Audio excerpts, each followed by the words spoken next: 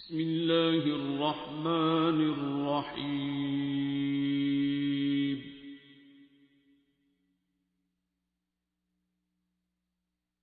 अर्रहमान।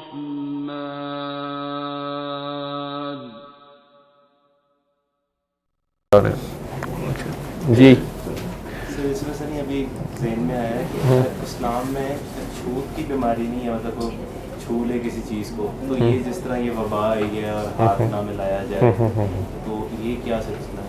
नहीं, इस्लाम में छूत की बीमारी इसे नहीं कहते। इस्लाम तो ये नहीं कह रहा।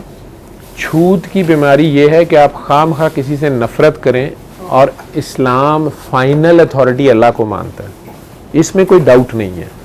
जैसे पिछले दिनों एक वीडियो चल रही थी जो शायद इंग्लैंड में कोई किसी यूनिवर्सिटी वालों का आपस में कोई डिबेट हो रही थी, तो उसमें कोई प्रोफेसर साहब थे, वो तो उन्होंने जहर रखा हुआ था, वो आपस में उनका मुनाजरा टाइप हो रहा था। आई डोंट नो किस किस का था। तो मुझे किसी ने दिखाई थी वीडियो कि जी उन्होंने कहा ये जहर अगर तुम्हें अल्लाह पे इतना एतबार है तो तुम पी जाओ। आई डोंट नो, तो वो साइनाइड था, तो वो उन्होंने पी लिया। लेकिन मेरा ख्याल है उन्हें कहना चाहिए था कि अब आप भी पिए, अगर आप आपका भी तो अक्ल है तो हम तुसी भी पियो, या दोवें इकट्ठे पीने हैं, होता ऐसे है। उन्होंने पी लिया, मुझे नहीं पता साइनाइड था क्या था। तो इसी तरह खालिद बिन वलीद का तो बड़ा मशहूर वाक़या है, उन्होंने जहर खा लिया। इसको वैसे दिखाने से मना किया गया कि इसे शो ऑफ करना या ऐसे करने से उसे मना किया गया, या अपने तवक्कल का दावा करना। ठीक है, इश्क में तो दावा वैसे ही हराम है, लेकिन आप जहन में अपनी सोच में आपकी ये बहरहाल आपके पता है कि अल्लाह की मर्ज़ी के ख़िलाफ़ ये नहीं हो सकता। इसीलिए तो डॉक्टर्स और नर्सेज जो हैं, गुलाब देवी हॉस्पिटल अब लाहौर में टीबी का सबसे बड़ा अस्पताल है, और वहाँ बड़ी बड़ी ख़राब टीबी और कॉम्प्लिकेटेड टीबी और जिसको जो दवाइयों से भी नहीं मानने वाली है, रेजिस्टेंट टीबी, वो पेशेंट्स भी आते हैं। वहाँ के डॉक्टर्स और नर्सेज सालों से काम कर रहे हैं वहाँ पे। ठीक है, जो थोड़ी बहुत, मैंने कभी मास्क में भी नहीं देखा किसी को वहाँ पे। हालांकि टीबी की एहतियात इससे ज़्यादा है, टीबी का बग इससे ज़्यादा ख़तरनाक है, उसमें ज़्यादा फाइन मास्क चाहिए। उस कमरे में ही नेगेटिव प्रेशर हो, जहाँ पे लैब में जहाँ टेस्ट होना है उसकी लैब ही हाईफाई होनी चाहिए। कोई चक्कर नहीं, चल रही है जी अल्लाह तो अक्ल, इसी को कहते हैं अल्लाह तो अक्ल। लेकिन ये भी नहीं इस्लाम ने कहा कि आप जनाब गंदे नाले में से पानी पी लें तो आप कहें नहीं मुझे कुछ नहीं होता, अल्लाह मालिक है। मजबूरी होगी तो पेशाब भी पिया लोगों ने। ठीक है, मुर्दे का गोश्त भी अपने ही किसी रिलेटिव का खा लिया, कोई किसी जगह बंद है, तंग जगह है या कुछ ऐसे, अल्लाह ना वो वक़्त लाए, तो मजबूरी और है। ठीक है, एहतियात है, एहतियात का हुक्म दिया गया है। लेकिन इसमें दो अहादीस मैंने बहुत पहले भी मैं कहता हूँ कोट किए हैं, लेकिन अहादीस का ना मैं आलिम हूँ। कुछ लोग उस पर एतराज़ करते हैं कि जी ये हदीस डाउटफुल है, वो डाउटफुल नहीं, ऐसे नहीं है। मैंने उसको सिर्फ इसी तरह समझाया बार बार कि सरकार दो आलम सल्लल्लाहु अलैहि वसल्लम मक्का के दिनों में बैठे हुए हैं, और एक साहबी, थोड़े से तो मुसलमान हैं, तो एक साहबी भागे हुए आए हैं, ये जैसे पैनिक हैं या परेशान हैं, वह कहते हैं कि यार ऊँटों की मुँह खुर की बीमारी जो है ना वो फैल गई है। तो वो बहुत तेज़ी से एक दूसरे को लगती है, ऊँटों को लगती है, गिले के गिले रेवड़ के रेवड़ मर जाते हैं। तो उन्होंने कहा कि और उस वक्त वो लोग क्या करते थे कि अपने अपने ऊँट लेके पहाड़ों पे चढ़ जाते थे, दूर डिस्टेंसेस पे सोशल डिस्टेंसिंग कर लेते थे। ठीक है, ताकि उनके ऊँटों को ना लगे दूसरे के ऊँटों से। तो उन्होंने कहा उठो जी अपने अपने ऊँट लो तो दौड़िए। तो अब ये जो पैनिक है, यहाँ पे सरकार दो आलम जो है वो फरमाते हैं कि बैठ जो, कोई छूत की बीमारी नहीं होती, या कोई मुतद्दी मर्ज़ नहीं होता, मुतद्दी अरबी में शायद कहते हैं, या कोई वबाई मर्ज़ नहीं होता, कोई इन्फेक्शियस डिजीज़ नहीं होती। अब ये बड़ा अजीब सा सेंटेंस है या अजीब क्लेम है, तो इसके अंदर जो मैसेज है उसको समझना है। तो पहले तो सहाबा चुप कर गए, क्योंकि तो उनकी जानों के ऊपर अपनी जानें कुर्बान करते थे सरकार की हर बात पे, वो तो ऐसे लोग थे, उन्होंने मान ली उनकी बात, ये चुप। लेकिन शायद सैयदना अबू बकर सदीक ने फिर देर बाद कहा कि हमारे माँ बाप, हमारी जान आप पे कुर्बान, अल्लाह और अल्लाह का नबी बेहतर जानते हैं। लेकिन वैसे हम बचपन से देखते आए हैं, बाप दादा से सुना भी है कि ताउन फैल जाता है या कोई मुतद्दी मर्ज़ फैलता है, या ये हैंड माउथ डिजीज़ जो है या मुंह खुर बीमारी जो है जानवरों में फैलती है। एक को लगती है, फिर पूरे गिले को लग जाती है, फिर उससे अगले के अगर लग जाए तो उसको लग जाती है, शहरों के शहर उजड़ जाते हैं। आप कहते हैं नहीं होती, तो नहीं होती होगी। तो आपने फरमाया अबू बकर पहले को कैसे लगती है,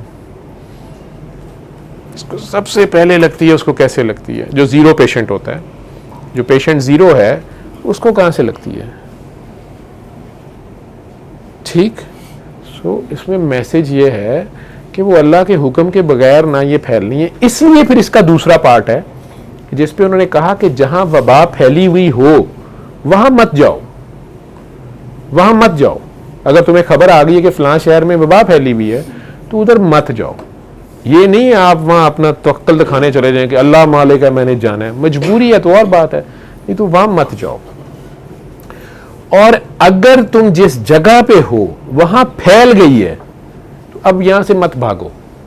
ये बड़ी खूबसूरत मेडिकल साइंस है, क्योंकि जो बंदा जिसको बीमारी लगी नहीं हुई उस शहर में, देखने में वो एसिम्प्टोमेटिक हम डॉक्टर्स उसे कहते हैं, लेकिन क्वाइट चांसेस हैं कि उसके अंदर जरासीम चला गया हुआ और वो 5 दिन बाद, 7 दिन बाद, 10 दिन बाद, जितना भी उस बीमारी का इंक्यूबेशन पीरियड है, उसके बाद वो जाहिर हो, उतनी देर में वो दूसरे शहर चला गया, वहां जाके वो 10 बंदों को उसने फैला दिया। जिस तरह लोग उम्रे से या ज़ियारात से ईरान से वापस आए थे तो फैला ना, जहाज जहां जहां कोई भी गए हैं, ठीक है, तो वही जहाज़ों के जरिए, मुसाफिरों के जरिए फैल रही है ना, पूरी दुनिया के मुल्कों में जो फैली है। अगर ये सच है, अगर ये खुद ही कोई बायो वेपन के तौर पे फैला रहा है, कोई सब्जियों पे स्प्रे करके, खाने पे स्प्रे करके, पानी पे जो लोगों ने बेचारों ने खाना पी नहीं है, तो वो तो एक अलग बात है। लेकिन बहरहाल ये स्प्रेड तो हुई है, इसी को कहते हैं वबा। तो इस्लाम ये कह रहा है कि अल्लाह की मर्जी के खिलाफ नहीं फैलेगी। इसीलिए हजरत उबैदा बिन अल-जराह जैसे जो कमांडर इन चीफ हैं, जिन्होंने बदर में अपना वालिद सामने आया तो उसकी गर्दन उड़ा दी हजूर की खातिर, अल्लाह रसूल की खातिर, वो है बंदा वाहिद। लेकिन जब उनके लश्कर में वबा फैली है, वो लेके वापस मदीना नहीं आए, रुक गए वहाँ पे। और वहीं पे हज़रत उमर ने सुना है, कई मैसेज भेजे हैं कि यार तू तो आ जा, तुझे तो नहीं है। उन्होंने कहा नहीं, मैं, नबी का हुक्म है, अब इनमें फैली है, मुझे क्या पता मुझे हो, और मैंने अपने साथियों को नहीं छोड़ना। बहुत ज़्यादा उनमें से शहीद हो गए। तो वबा में ये शहादत है, ये भी इस्लाम का, ये प्रैक्टिकल का ईमान है आपका उस अल्लाह के ऊपर कि मेरी जान माल उसकी है, अब इसका मालिक वो है। इसी के ऊपर तो डॉक्टर्स जो आ रहे हैं, नर्सेज, डॉक्टर्स, अस्पताल का अमला जो ड्यूटी पे आता है, वो बेचारों की यही सोच है ना। या फायर ब्रिगेड का अमला जो होता है, वो उस बिल्डिंग के अंदर को जा रहा होता है कि नहीं जा रहा होता। जिस बिल्डिंग में आग लगी होती है वहां से सारे लोग बाहर भाग रहे होते हैं, खिड़कियों से छलांगे मार, जितनी मर्जी मंजिल हो, आग लगी हुई है, जान छुड़ानी है, ठीक है, गिर के शायद बच जाए, नीचे शायद कोई कैच कर ले, जान बचा रहे हैं, उस बिल्डिंग से भाग रहे हैं सारे। और फायर ब्रिगेड वाले 1122 वाले अंदर को जा रहे होते हैं, किस आसरे पे? ये इस्लाम है। उन्हें भी पता होता है, ये जो मैंने एक लोहे का टोप पहना हुआ है, ये अंपायर स्टेट बिल्डिंग की 100 बिल्डिंग तो नहीं रोक लेगा। ये तो बिल्डिंग कोलैप्स की तो मैं गया, और ये जो $1000 या $100 या $10,000 मेरी तनख्वाह है, इसकी सातर कौन जान अपनी डालता है। लेकिन बहरहाल दिस इज रियली ह्यूमंस, ये इंसानियत है, यही रूहानियत है, दूसरों की खातिर कुर्बानी देना, ठीक है।